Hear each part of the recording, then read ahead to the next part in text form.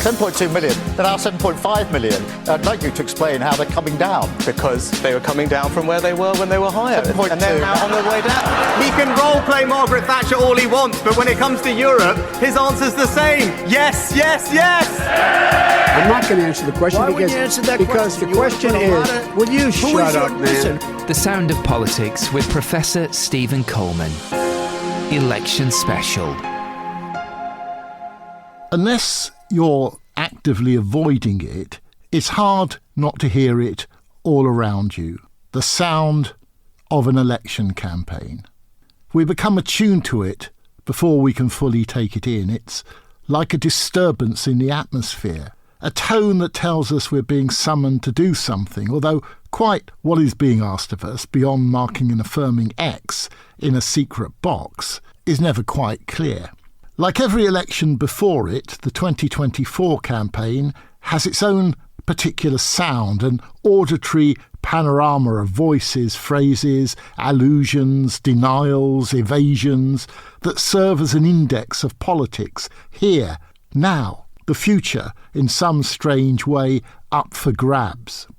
If the tone of the post-war election of 1945 was one of exorbitant expectation, the sound of a weary population who had endured more than enough and now longed for a new Jerusalem, if the tone of the 1983 election was set by the tabloid-esque chants of Maggie's lads from the city, if in 1997 they sang with enchanted optimism that things can only get better, the soundscape of the 2024 election has been one long, protracted sigh, reflecting the collective bad mood of an electorate who loathed the people who had led them so badly for so long, while at the same time refused to feel enthused by the people who seemed destined to be the landslide victors of that desire for anyone but them.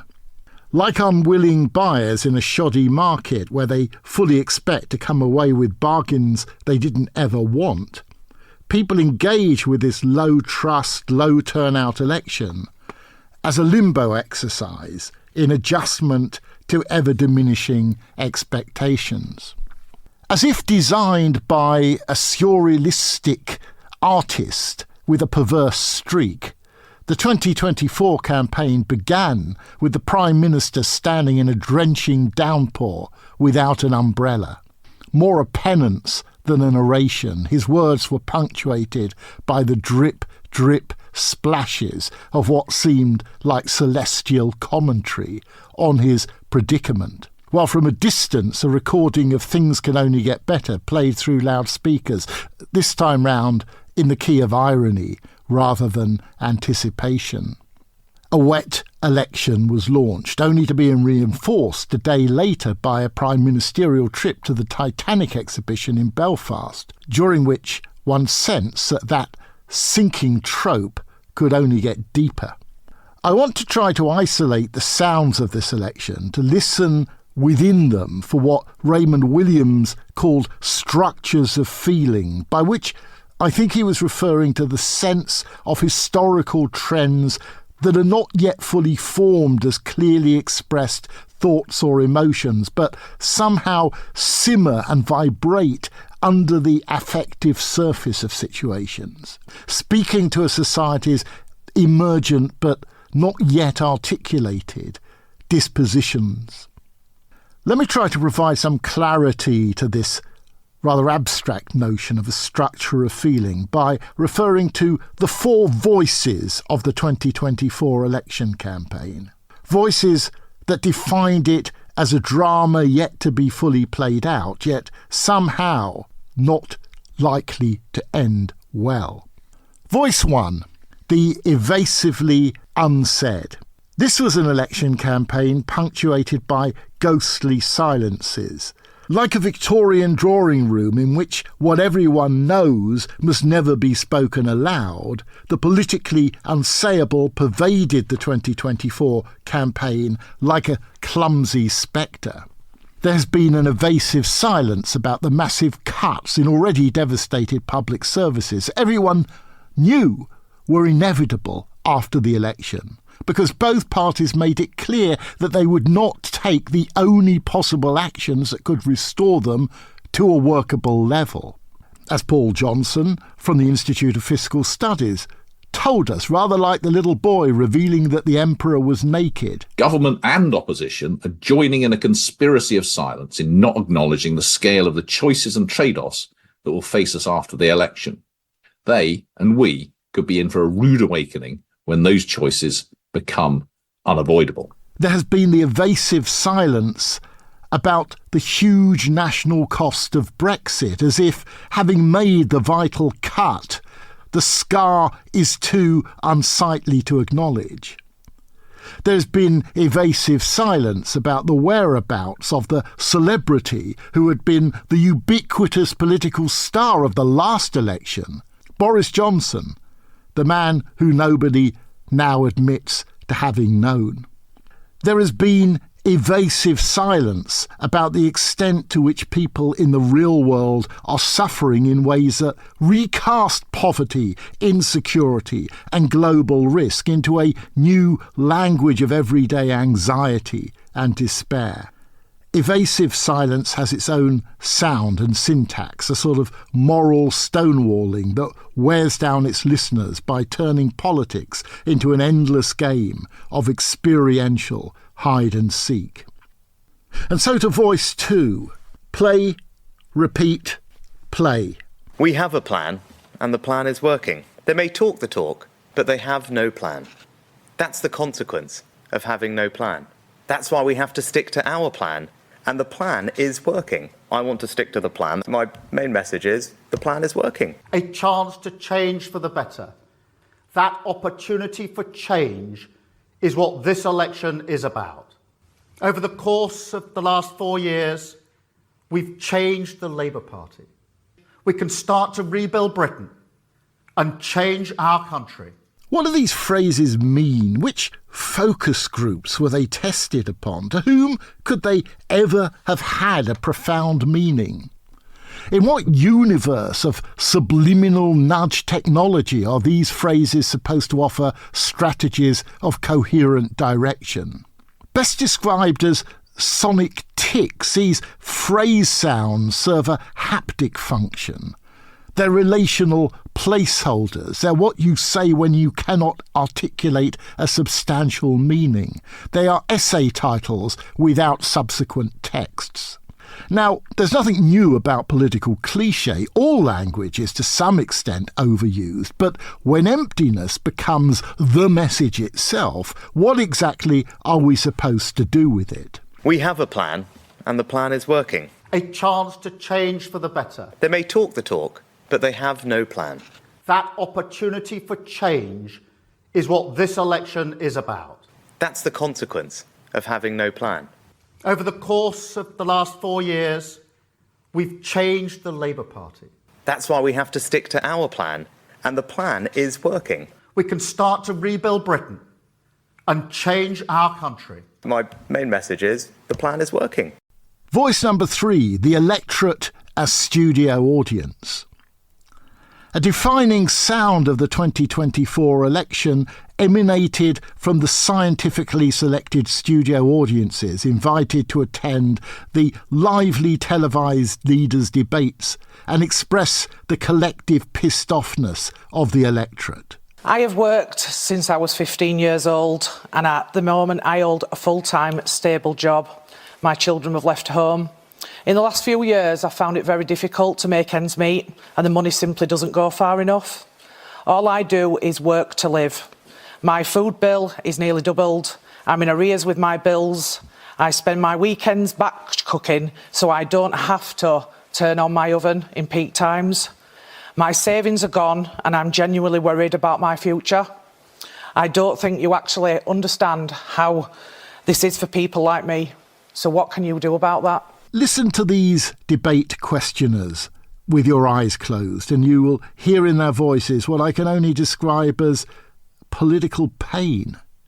An unmissable sound of anxious desperation in the face of multiple overlapping crises that seem to pummel people's efforts to lead stable and unanxious lives. For these are the real people behind the numbers on the NHS waiting lists, whose mortgage payments and rent demands are keeping them up for hours at night, whose kids are being taught by teachers not qualified for their subject, who endured being locked in their homes for months while there were bring-your-own-bottle parties for those making the lockdown rules. If there's a sound to hurt, we heard it from those debate audiences. It is the last sound that democracy needs, because after that last sound comes something ominously worse. Which brings me finally to voice number 4. Listen, it's all very simple, says that voice. For when there is hurt, resentment, confusion, anxiety, fear, there is always an opening for populist leaders ready to promulgate the soothing sound of lazy simplification. For want of a better term, let's call this the voice of low-grade Trumpism, the inveigling sound of the quack who has worked it all out, seen through what first looked like complexities, is forever capable of offering the firm assurances of certainty minus the remotest jot of evidence. Of course they can come in, but here's the point. That gets you to 328,000 last year. No. In terms of health visas. And here's the point. Of all the work visas we've given out in the last 2 years, the record 2 years, 50% of the total numbers have been dependents. Okay? So, yes, people come to work, but they're bringing dependents with them. This is the voice that talks over other voices purely for the sake of the national interest, the voice for whom pauses are merely brief moments of inhalation, a voice that presents itself as your voice, not as representation, but crude projection. I am you, he tells the studio audience electorate. If only you had the audacity to shout about whatever your anger urges you to believe at any moment. The background voice of marginalised but waiting for its moment populism may well have been the most portentous sound of the 2024 election campaign, with its assertion that I might not be taken seriously now, but just wait until you run out of patience with all the rest. Each election doesn't only have its distinctive tone, but it sets a tone for the next one, by which time what were merely disruptive signals may come to pass as the dominant key. So, to discuss some of these sounds, tones and voices of 2024, let's talk to Dorothy Byrne, who was head of news and current affairs at Channel 4 for many years as part of her long career as one of this country's most fearless and critical television newsmakers. It's great to have you with us, Dorothy. Let me begin by asking you, do you actually enjoy elections? Well, I hate this election. What I keep finding that I do is I'm listening and then I just think, I can't take it anymore. And I turn on an audio book and then maybe I try and dip in again and they're still talking rubbish. And I worked out that I have read more books since the election started than I read on my Greek island holiday.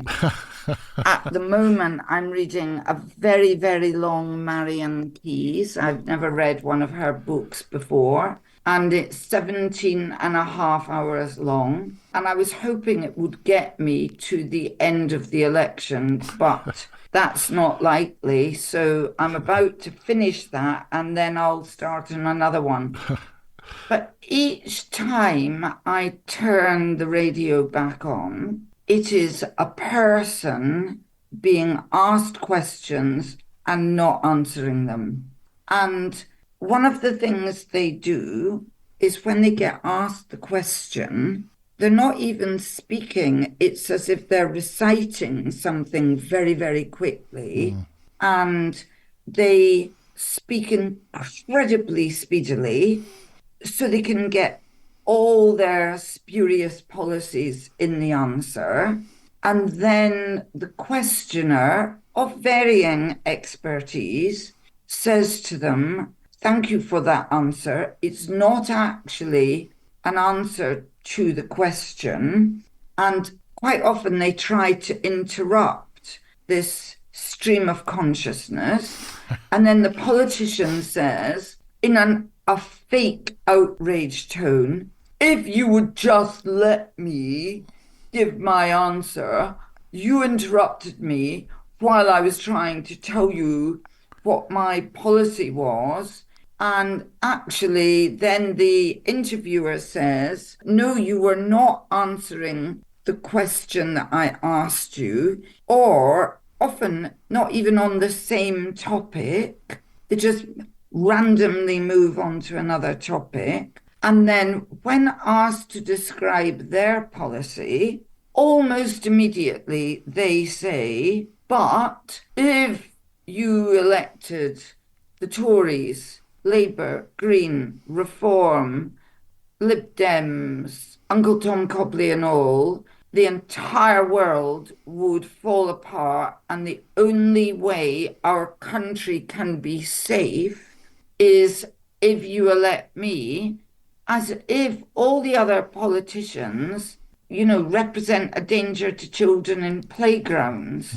So that's the other thing that is really annoying me, that they are characterizing their opponents not as legitimate political opponents with different views, but as people who are dangerous to our country. And I think that is morally wrong, and I think people are finding it repulsive. And I mean, that kind of polarisation, we see that's done to American politics, and that sense in which your opponent is not only unfit to govern but unfit to exist is a real problem for democracy. Now, you seem to be describing two actors who are not doing what we want them to do. The politicians you've been very clear about. What should the journalists be doing in this situation?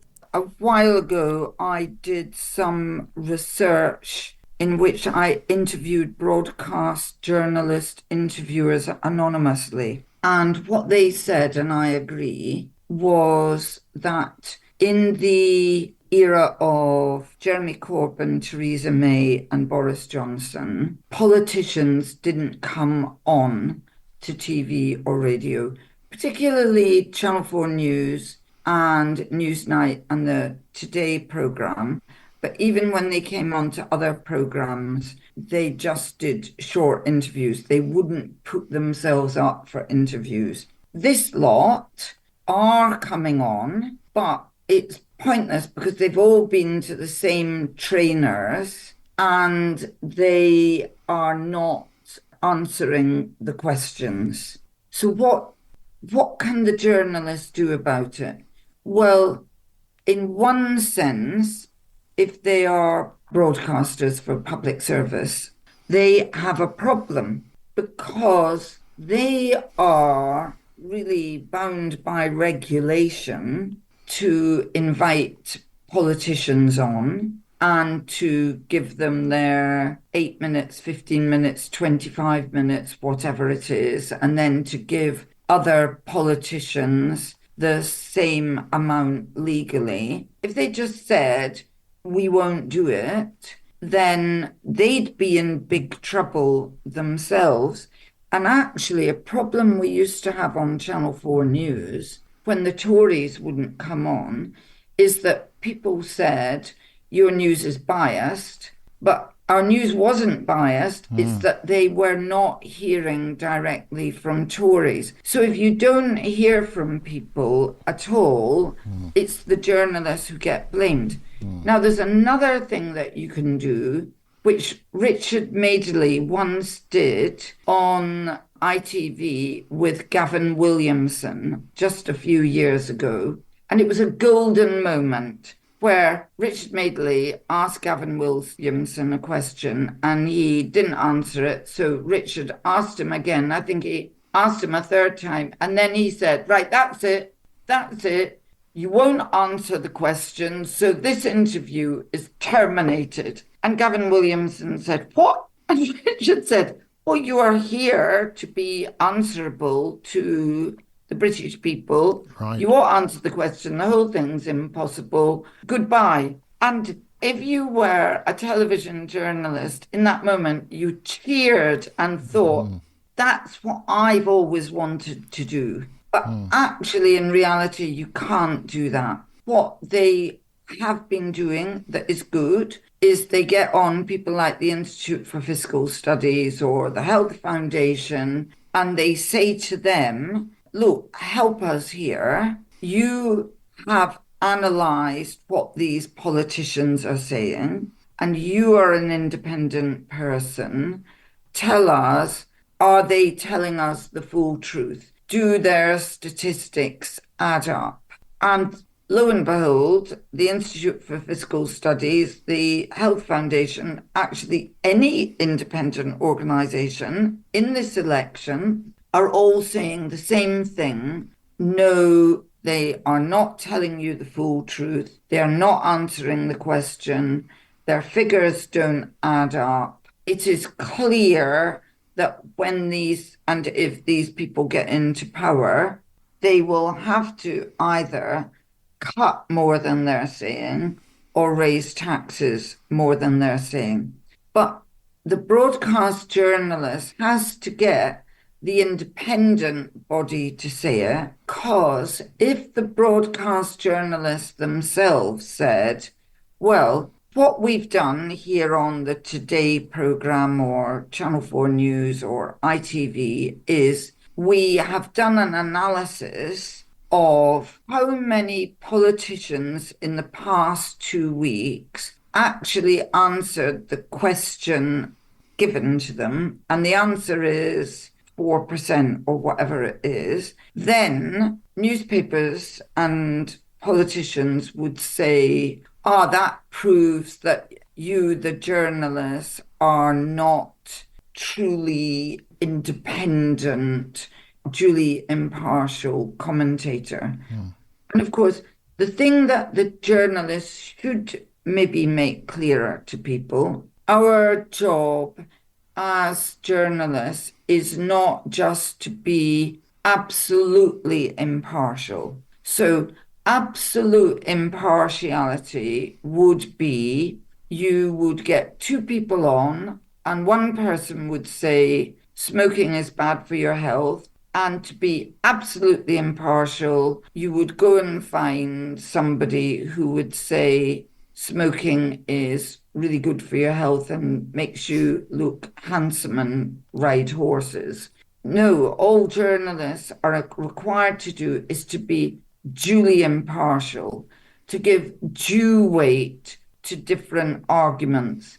Now, if people are not answering the question, where does that leave due impartiality? And maybe, although they would probably be accused of not being duly impartial, maybe Nick Robinson at the end of the Today programme on a Friday should say, I've added up, or maybe I got Stephen Coleman or the Reuters Institute in Oxford or somebody to analyse not just the policies, but to analyse what's been happening in these interviews in the election. I think that would be a good idea, because actually the listener and the viewer knows it. Yes. But the key thing is it's switching them off. And one group who really worry me are young people. I'm worried that on election day we're going to find an awful lot of young people have not voted. Yes. And I'm the president of Murray Edwards College at Cambridge University. I have 600 brilliant women students here. 10 years ago, even 5 years ago, I would have felt it was my moral duty to urge them to register to vote. But I didn't do that.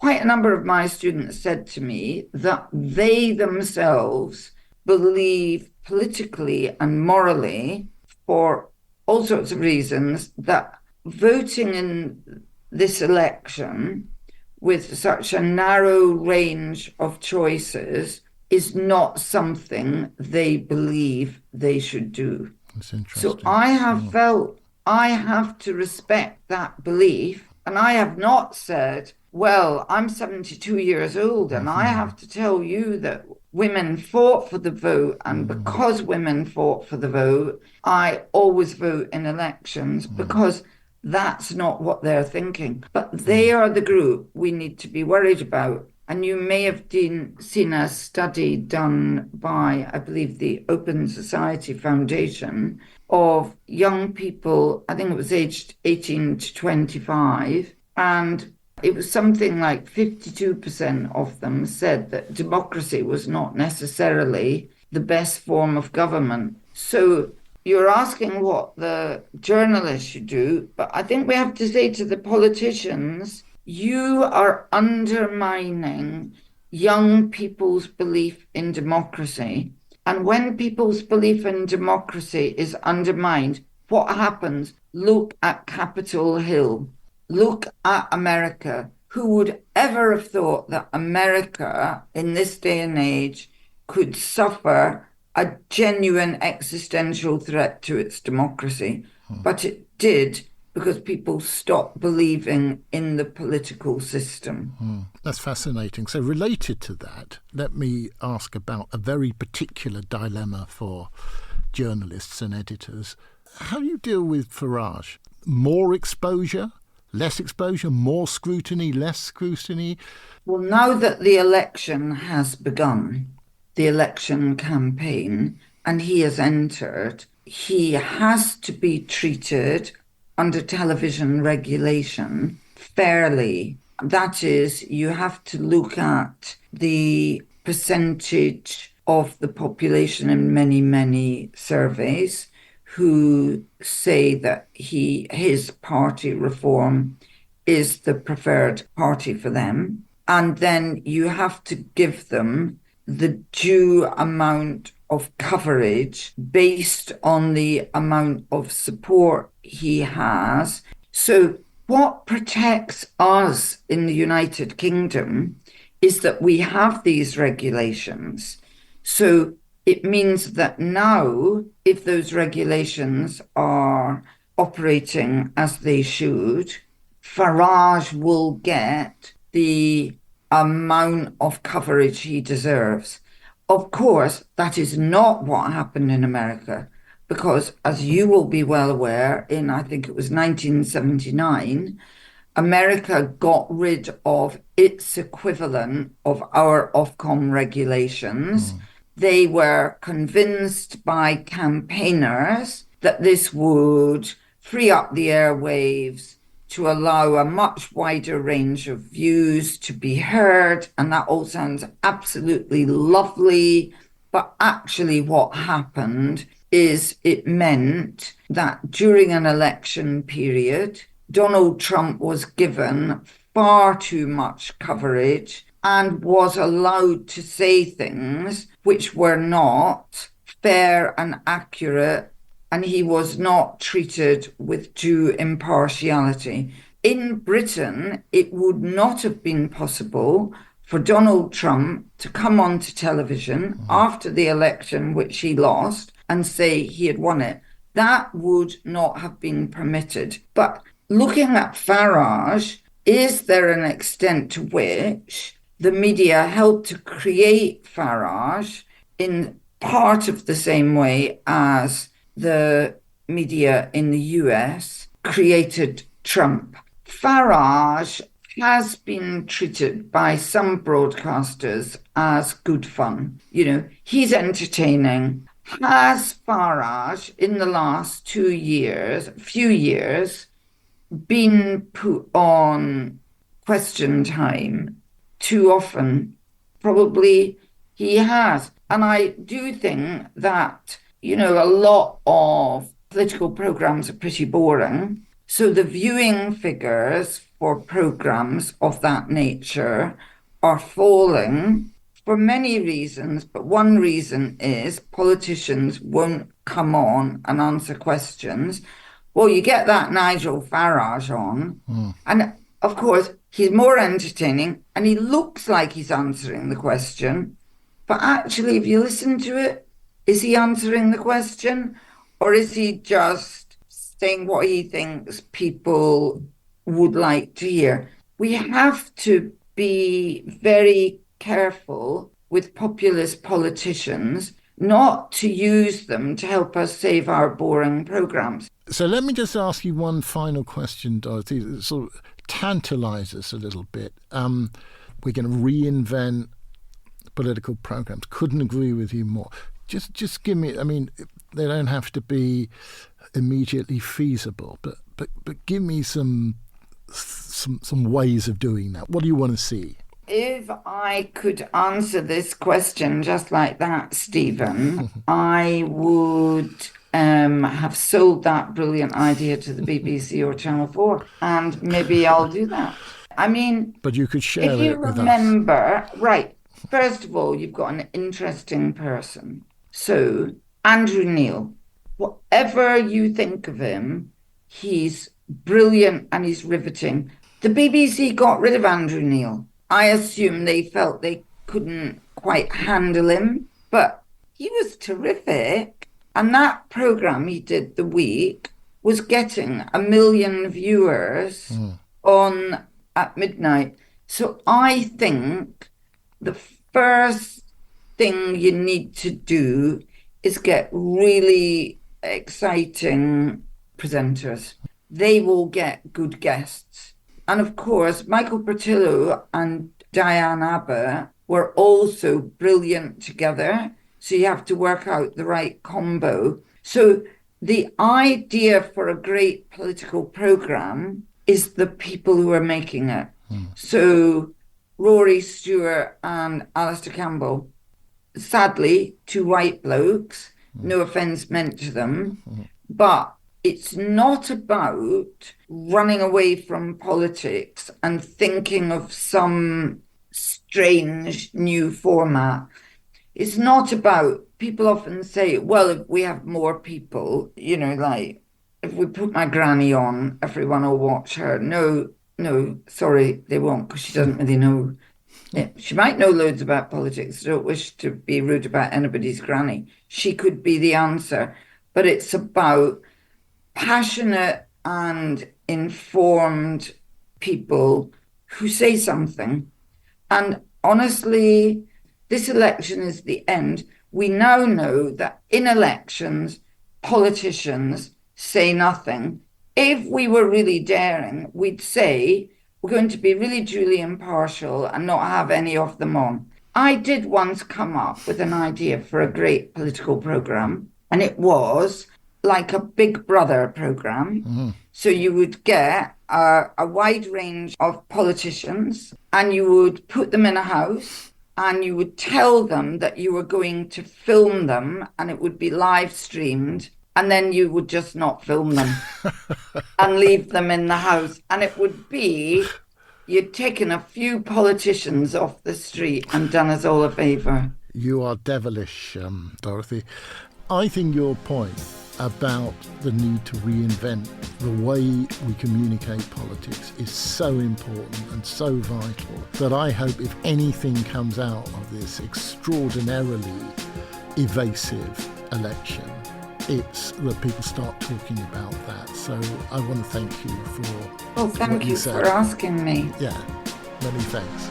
10.2 million, they're now 7.5 million. I'd like you to explain how they're coming down. Because they were coming down from where they were when they were higher. 7.2. And they're now on their way down. He can role play Margaret Thatcher all he wants, but when it comes to Europe, his answer's the same. Yes, yes, yes!